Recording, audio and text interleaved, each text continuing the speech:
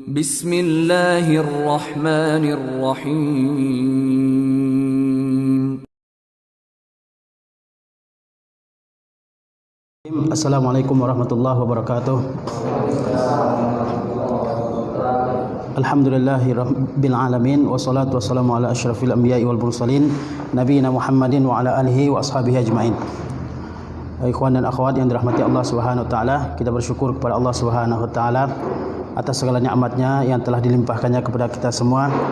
Kemudian salawat beserta salam dengan mengucapkan Allahumma salli ala Muhammad wa ala ali Muhammad kita hadiahkan buat Nabi kita tercinta Muhammad sallallahu alaihi wasallam serta keluarga beliau, para sahabat dan orang-orang yang senantiasa mengikuti sunnah Rasulullah SAW hingga akhir zaman. Kita teruskan lagi pelajaran dari kitab Al-Usulus Salasah ya, karangan Syekh Muhammad Ibn Abdul Wahhab.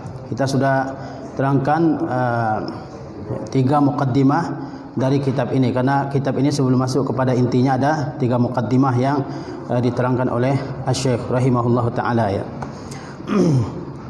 Sekarang kita masuk kepada isi dari kitab ini, yaitu halaman 9 kalau di buku ini ya, matan ini ya, di mana Syekh berkata, fa idza qila laka mal usul salasatu allati yajibu 'alal insani ma'rifatuha faqul ma'rifatul 'abdi rabbahu wa dinahu wa nabiyahu Muhammadan sallallahu alaihi wasallam. Fa idza qila laka, maka apabila dikatakan kepadamu, maksudnya kalau kamu ditanya mal usul salasa, apa ya al-usul? Usul adalah bentuk jamak dari kata aslun. Aslun itu dasar, pondasi ya. Jadi kalau rumah misalnya pondasinya itu disebut dengan aslul bait. Pohon misalnya batang pohon itu disebut dengan aslus syajarah ya. Alam tara kaifa daraballahu masalan kalimatan thayyibatan kasyajaratin thayyibatin asluha tsabit ya. Jadi al-usul jamak dari aslun yang artinya adalah pokok atau landasan atau dasar ya. Mal usul salasa, apa pokok-pokok yang 3 ya, allati yajibu 'alal insani ma'rifatuha, yang wajib atas manusia mengetahuinya. Maksud manusia di sini adalah orang yang beragama Islam ya. Faqul, maka kamu katakanlah, ma'rifatul abdi rabbahu, yaitu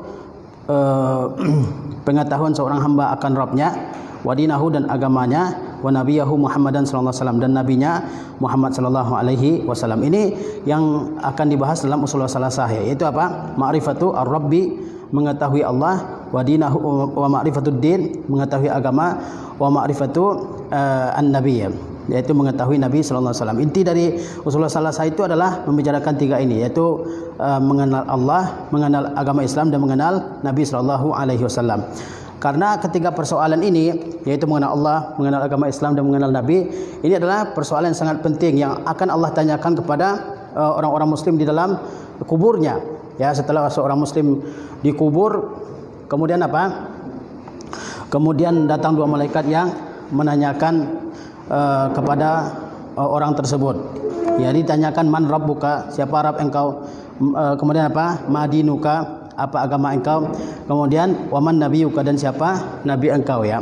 Dan orang muslim yang benar-benar yakin Allah sebagai Rabbnya, yang benar-benar beriman dengan agama Islam dan mengikuti Nabi SAW, mereka menjawab dengan mantap. Mereka menjawabnya apa? Rabbi Allah, Tuhanku adalah Allah ya kan. Wa dinil Islam, dan agamaku adalah Islam. Wa Nabi Muhammad sallallahu alaihi wasallam, dan nabiku adalah Nabi Muhammad sallallahu alaihi wasallam. Kemudian orang muslim tersebut ya, Allah tampakkan tempat tinggalnya nanti di surga, dan disuruh beristirahat di dalam kuburnya ya. Nah, dan dijadikan kuburnya satu taman dari taman-taman surga ya.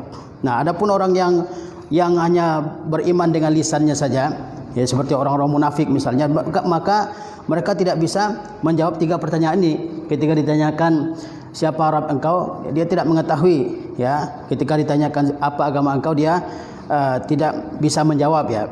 Apalagi ditanyakan tentang Nabi, karena mereka sejatinya tidak beriman dengan Nabi sallallahu alaihi wasallam. Mereka beriman dengan lisan saja. Seperti apa? Al-munafiqun ya, orang-orang munafik yang mereka beriman hanya dengan lisan. Ya.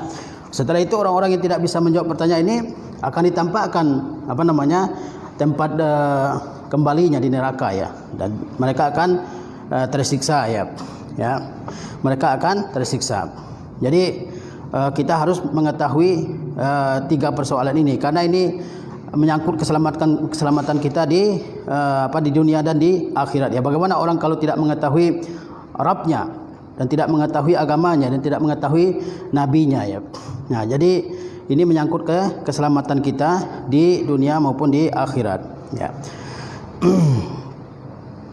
Bukan berarti yang Allah wajibkan untuk kita ketahui 3 perkara ini saja. Banyak perkara-perkara agama lain yang diwajibkan, tapi ini merupakan al-usul, yang merupakan pondasi, merupakan dasar ya.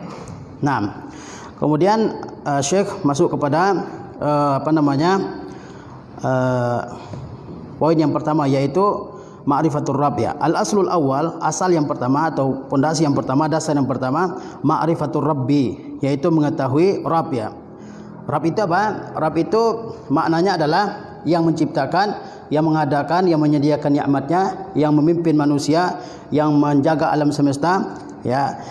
Ini disebut dengan Rabb ya, disebut dengan Rabb ya. Ma'rifatur Rabb, mengetahui Rabb kita ya.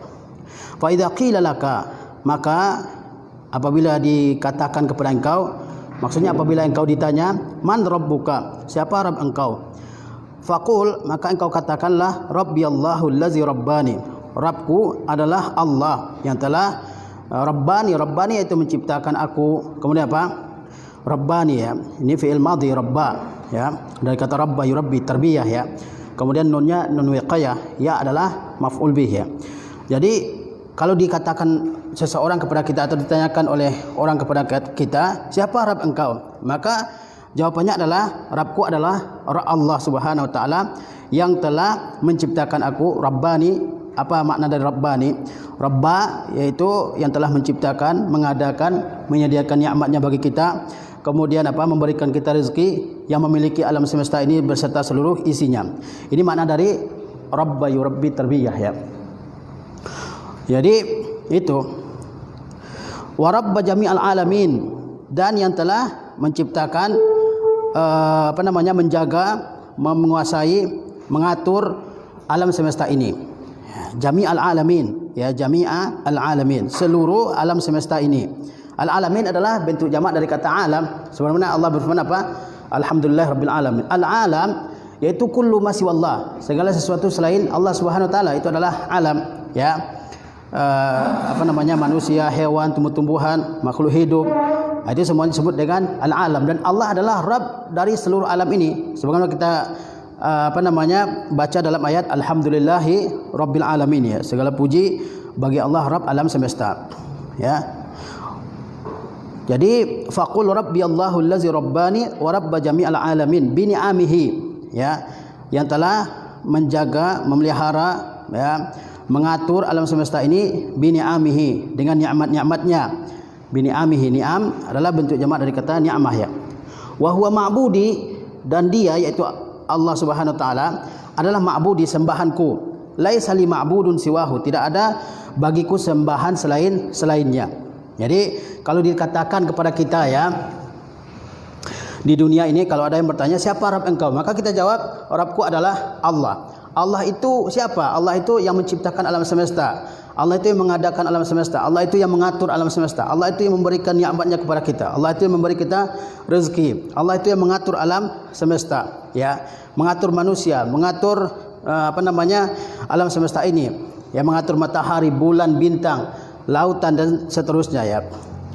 Wa huwa ma'budi, dan Allah yang demikian sifatnya itu adalah ma'bud, adalah sembahanku ya, sembahanku. Jadi ketika orang meyakini bahwa Allah itu yang mengatur alam semesta, Allah menciptakan alam semesta, Allah yang memberikan segala nikmatnya kepada alam semesta ini, maka dia harus mengakui bahwa Allah itu adalah satu-satunya sembahan yang hak ya.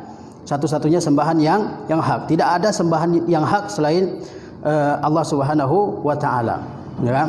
Jadi kalau orang sebatas meyakini Allah pencipta, Allah pemberi rezeki, Allah pengatur, Allah yang menghidupkan, yang mematikan dan seterusnya, ya, kalau keyakinannya sebatas itu belum dikatakan sebagai orang yang bertauhid ya.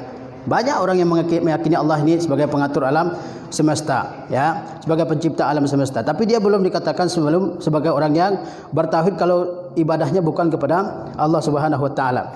Oleh sebab itu selama di Makkah Rasulullah sallallahu alaihi wasallam dakwahnya adalah mengajak manusia agar beribadahnya kepada Allah Subhanahu wa taala. Orang Makkah itu, Quraisy, orang-orang Quraisy di zaman Rasulullah itu, mereka yakin bahwa Allah itu pencipta, bahwa Allah itu pemberi rezeki, bahwa Allah itu yang menjaga alam semesta ini. Yakin mereka, enggak ada keraguan mereka tentang hal tersebut. Ya, cuma dalam ibadah mereka beribadahnya kepada berhala-berhala yang ada di sekitar mereka. Menurut persangkaan mereka, berhala-berhala tersebut gunanya adalah untuk lebih mendekatkan mereka kepada Allah Subhanahu wa taala. Ma na'buduhum illa liqarribuna ila Allahi zulfa. Ya. Kami tidak mengibadahi patung-patung tersebut, berhala-berhala tersebut, kecuali untuk lebih mendekatkan kami kepada Allah Subhanahu wa taala. Padahal beribadah kepada Allah Subhanahu wa taala tidak perlu perantaraan apapun, ya. Tidak seperti agama lain, ya, harus beribadah melalui pendetanya. Tidak, dalam agama Islam beribadah langsung kepada Allah Subhanahu wa taala. Oleh karena itu Allah berfirman, wa iza sa'alaka ibadi anni fa inni qarib, ya. Kalau hambaku bertanya kepada engkau tentangku, katakan aku dekat. Ujibu da'watad da'i iza da'an, ya. Aku kabulkan doa orang yang berdoa kepadaku. Jadi ulama mengatakan di ayat tersebut, wa iza sa'alaka ibadi anni, langsung Allah jawab fa inni qarib. Allah Subhanahu wa taala tidak menyuruh Nabi mengatakan faqul fa inni qarib, maka katakanlah sungguhnya aku dekat, ya. Tidak, Allah sendiri yang langsung menjawabnya, ya. Jadi subhat orang jahiliyah itu, kita ini hamba-hamba yang penuh dosa, banyak sekali dosanya, ya. Jadi tidak mungkin, ya, hamba yang berdosa ini mendekat secara langsung kepada Allah Subhanahu wa taala. Jadi mereka buat perantara-perantara, ya, berupa patung-patung. Latta, Uzza, Manah, ya. Itu kan orang-orang saleh di zaman dulu. Seperti juga dalam kaum Nabi Nuh, ya. Siapa namanya? Wadda, Suwa'a, Yagusa, Ya'uqa, Nasra, itu orang-orang saleh. Kemudian orang-orang saleh tersebut meninggal dan datanglah orang-orang yang jahil dengan agamanya, ya. Kemudian setan membisikkan, kalian tuh supaya lebih konsentrasi ibadah, buatlah patung-patung untuk nenek moyang kalian yang dulu orang-orang saleh, ya.